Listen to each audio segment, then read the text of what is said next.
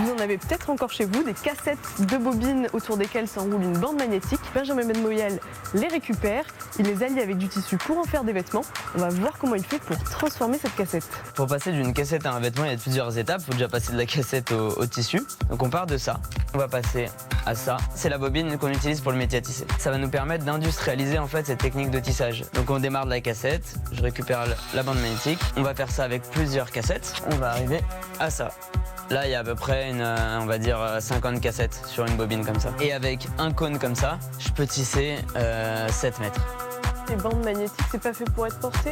Est-ce que c'est un tissu qui gratte, par exemple? Une fois que le tissage a été effectué, on a différents traitements. Donc c'est des traitements non chimiques. Ça peut être un traitement calandre, donc qui va venir comprimer le tissu pour aplatir en fait la bande magnétique et que ça soit doux et agréable à porter. Ensuite, on a un traitement vapo, de la vapeur, et qui va venir donner un effet de relief au tissu, non pas l'aplatir. Donc tout dépend de l'impression qu'on a envie de donner. Si jamais ça gratte un petit peu à un endroit, ils sont doublés. C'est doux comme tissu. Je m'attendais à ce que ce soit plus rêche en fait.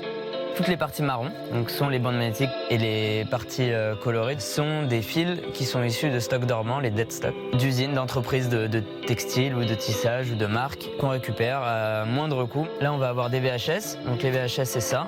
C'est un fil qui est beaucoup plus gros. Et les fils de cassette audio vont nous permettre d'avoir un tissu beaucoup plus fin et fluide. C'est des cassettes que vous recevez d'où? Plusieurs sortes de récupération de cassettes. Des assos de recyclage basés en Angleterre. Deuxième façon, c'est les particuliers. Et la troisième façon, c'est les usines qui ont fermé, qui fabriquaient des bandes magnétiques, qui avaient un stock dormant, et on les a récupérées. Il a mis plus de 5 ans à développer son concept, mais avant d'en arriver là, Benjamin Benmoyel officiait dans un milieu très différent. J'étais parachutiste dans l'armée. Après mes 3 ans d'armée, en fait, je suis sorti de l'armée et je suis parti directement à Londres.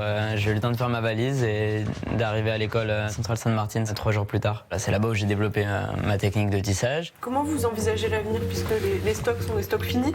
J'aurais pas assez d'une vie pour tisser toutes les cassettes qu'on a en stock. Je suis de plus en plus intéressé par le tissage d'autres fils, d'autres fibres, la création de nouveaux tissus. Cette méthode très particulière lui a valu la reconnaissance du milieu de la mode. L'atelier Saphir a préparé la collection automne-hiver 2022 pour la présenter à la prochaine Fashion Week de Paris.